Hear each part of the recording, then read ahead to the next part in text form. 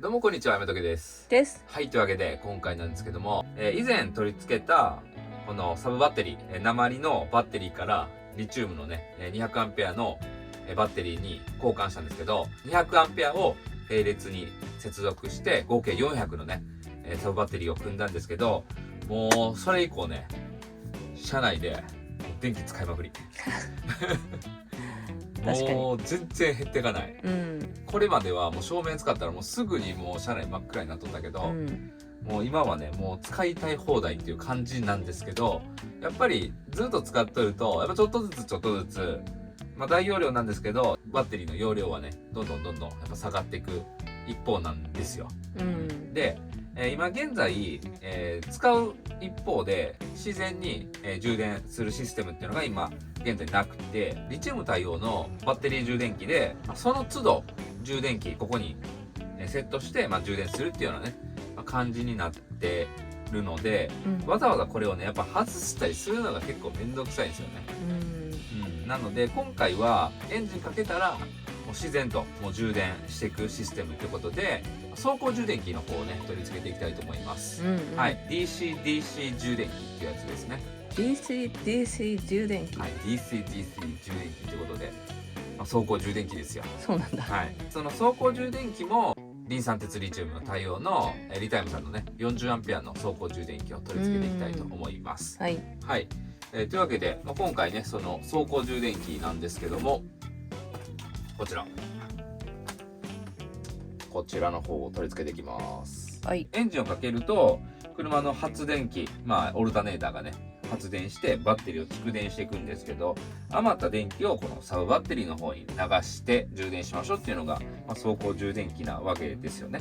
でそれをね取り付けていきます。でもやっぱり走行充電器あるといいよね。そうはね、やっぱり短期間で行って帰ってくるってことが結構多いから、結構走っとる時間って結構長くなってくるので、走行充電器の方がねあるととても便利なんじゃないかなということで取り付けていきたいと思います。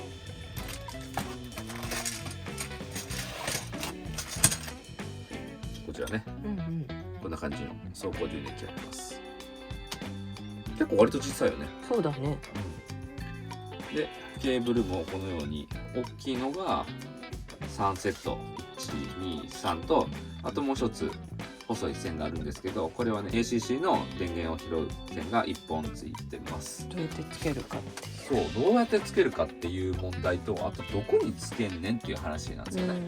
どこにつけていきましょうか。いずれインバーターもね交換したいと思ってるので、その場所も確保しつつ、まず場所決めしていきましょうか。ある程度ねちょっと点灯目星はついてるんですけど、この辺にねマスキングテープなんかちょっと貼ったりしてね、ちょっと、この何を配置するかっていうのを大体のね感じはつかめてるんですけど、実際にちょっと配置してみて、ちょっと微調整していこうかなというような感じですね。充電器に関してなんですけど、説明書取説にもね詳しく接続の仕方とかも全部載ってるんですけど、指導用のバッテリーをつなぐコネクターが1本と、あとサブバッテリーをつなぐコネクターが1本で、もう1本太いコネクターがあって、それがソーラーからの配線もつなぐことができると。なので、この走行充電器は走行充電だけじゃなくてソーラーからの入電も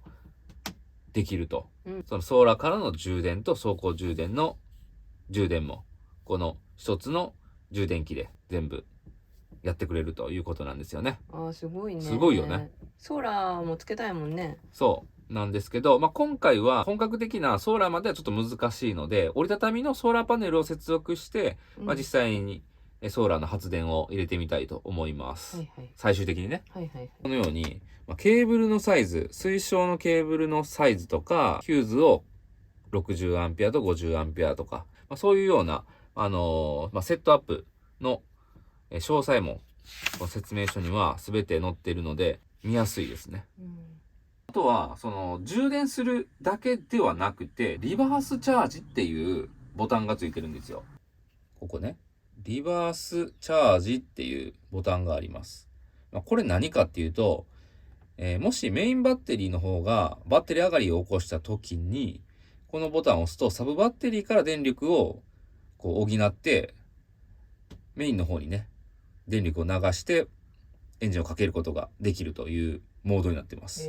すごい。なので、走行充電、ソーラーだけじゃなくて、その電力を逆に逆流さす機能もついてるんですよ。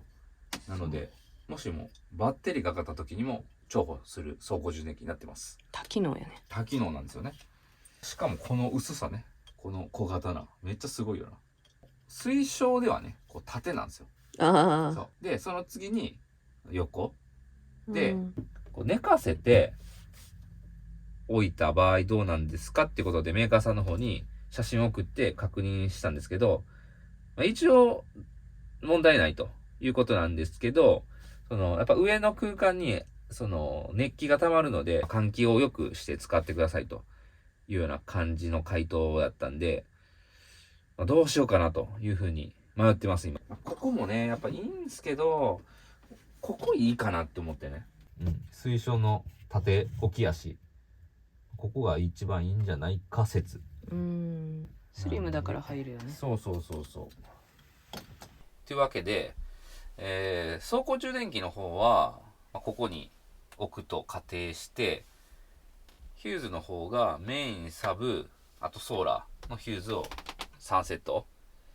ソーラーの DC のブレーカー。で、あと、インバーターのメインスイッチとサーキットブレーカーとかは、この辺に来る感じかな。将来的に。説明書で見る推奨のケーブルサイズっていうのがあるんだけど、だいたい1メーターから 1.5 メーターまでの推奨のケーブルが 8AWG っていうね、ケーブルの太さなんだけど、推奨が。今回使うのがこの1メーター。だから本当は 8AWG でいいんだけど、ワンサイズちょっと大きめの 6AWG で使っていきます。はい。ちょっとね、ケーブルに太さに余裕持たしてやっていきます。なんでもギリギリはちょっと怖いからね。付属のこういうね、カプラーがあるから3つ。これを配線加工して接続すると。カプラー同士で最終的に接続できるように加工してやっていきます。こんな感じかな。最短。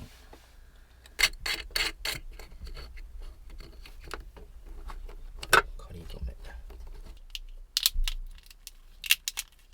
角当たって配線削れていくと嫌やから、ここだけでもこう当たるところだけ。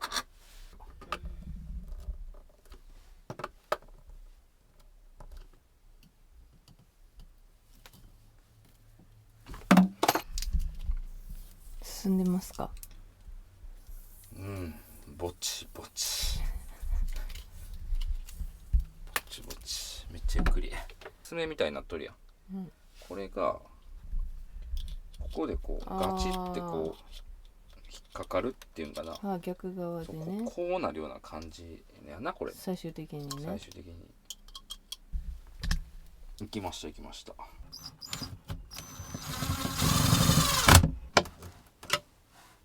2本だけにしとくわ。もしかして移動っていうことがあるかもしれんからな。届くか。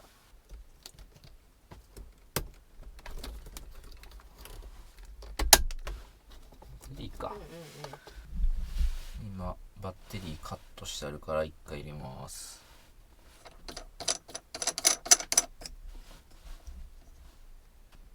まずランプはついたね。バッテリーの種類を設定すると、セレクト、長押ししてバッテリー種類の選択に入ります。点滅した。で、一番右にこれがリチウムかな。いいよ。エンジンかけるよ。はい。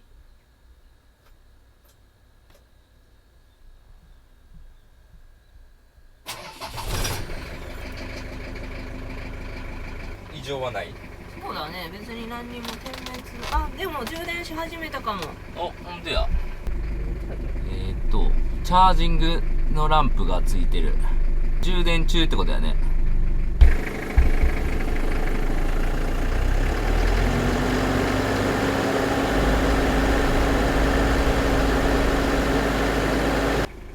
ということで、メインとサブの方はね、今つなげてエンジンかけてます。約ね、40アンペアぐらいで発電してます。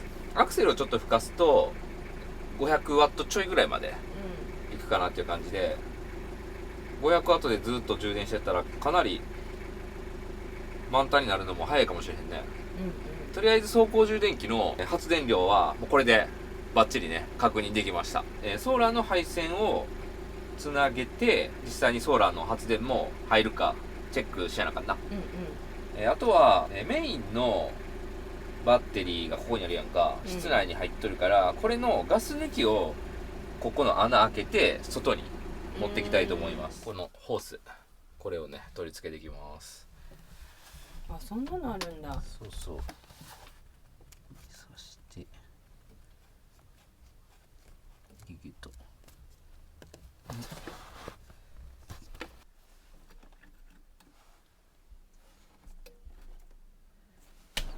で、さっきのとことここがつながっとるんよ。ここからだいたい15センチぐらいか。この辺ぐらいな。まだ全然出てきた。そうやね、あんまり端っこじゃないけど。ああ、いいよ。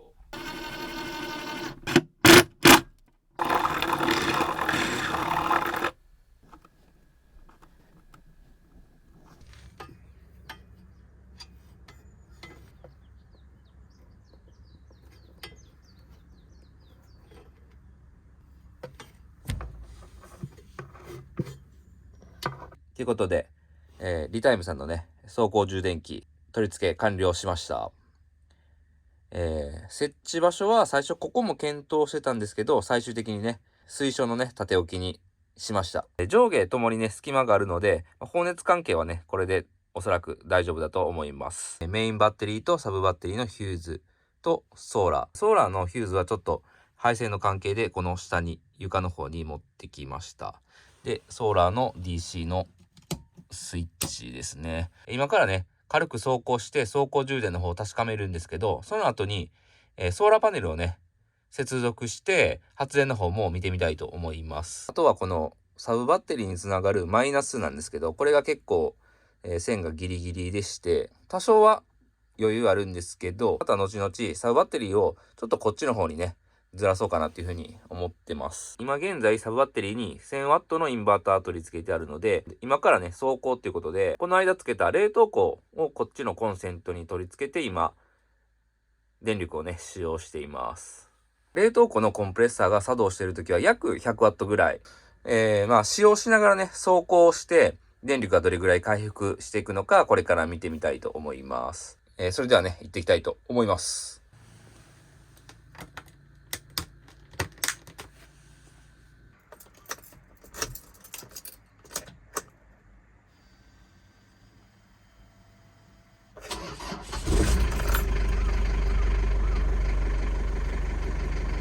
ACC の配線をつなぐとサブバッテリーの充電優先していくから、メインバッテリーの充電を優先したい人は ACC の充電をつながん方がいいみたいです。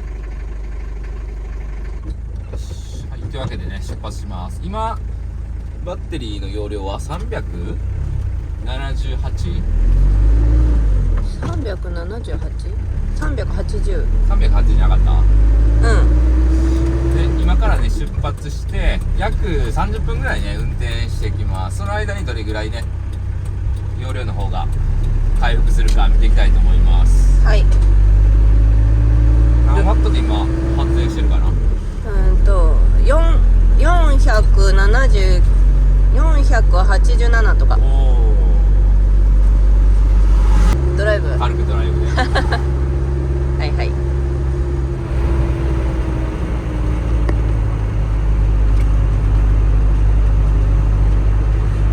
オンに到着しますよ。もうすぐ。はい。イオンで冷凍食品を買って帰りましょうか。そうだ。今ああ、10ぐらい上がった。10上がったね。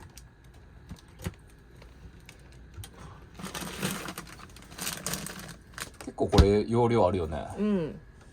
買って正解やな。ありがとう。お腹すいた。お腹すいたな。いただきます。帰って満タンになるかな、バッテリー。なるんじゃない？でもここまで来て12だもんね。うん。いきます。はい。ということでね、自宅の方帰ってきました。400まではちょっといかなかったんですけど、396アンペアワーってことで、16アンペアワーね、容量増やすことができました。こんな感じですね。16アンペアワー増えました。行き帰り、冷凍庫も動かしながら行ったから、その分のね、消費電力っていうのも途中で、あったと思うんで、イオンで買い物しとる時と、あと、ご飯を車内で食べた時にも、冷凍庫の方が、時々ね、稼働しとったと思うんで、その分でちょっとね、増えたけど、ちょっと減った部分あったよね。だから、実際には多分冷凍庫を動かしてなかったら、もしかしたら400いっとったかもしれない。実際自分らの使い方は冷凍庫をね、こうやって、多分使うことになると思うから、リアルな感じで、実際に約30分の往復で、約16アンペアワー増やすことができました。今回は、往復でね、1時間やったけど、これが2時間、3時間ってなってくると、かなり、その蓄電の能力っていうのはかなり差が出てくるよね。うん。天気いいから、このままソーラー繋いでみますか。はい。ちょっとね、本当はね、ボンゴの上にソーラーパネル設置したいんですけど、うん。そんなね、ちょっと、今余裕もないんで、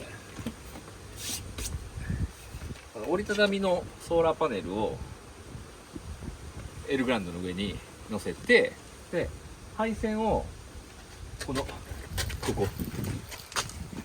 こからこう通して、うん、発電確認してみよう。うんうんうん。置くだけ。もう超簡単や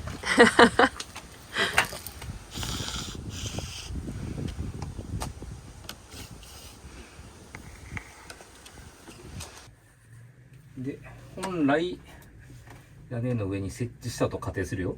うん。こういうことやね。で、ブレーカーを入れると発電が来るはず。スイッチ。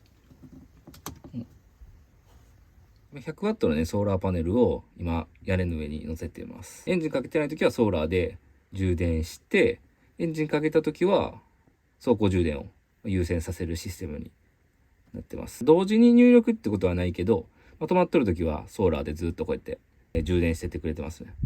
いいね。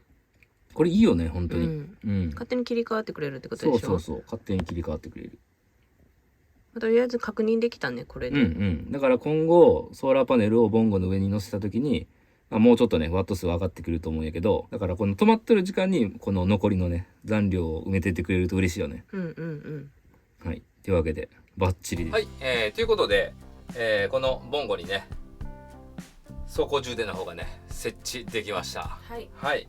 で今回取り付けた走行充電器は走行充電と MPPT 付きの、ソーラーの入力もできるってことで、もう優れもんやね、本当に。はい、もうどっちも入力をこの1個でね、この小さいボディで管理してくれるということで、もう一石二鳥ですよ、これ1個でね。今回ね、このボンゴにサブバッテリーを容量をアップして、今度は使うだけじゃなくて充電もね、バッチリね、充電の方もしていくようになったから、これで心置きなく電気使えますね、ガチ。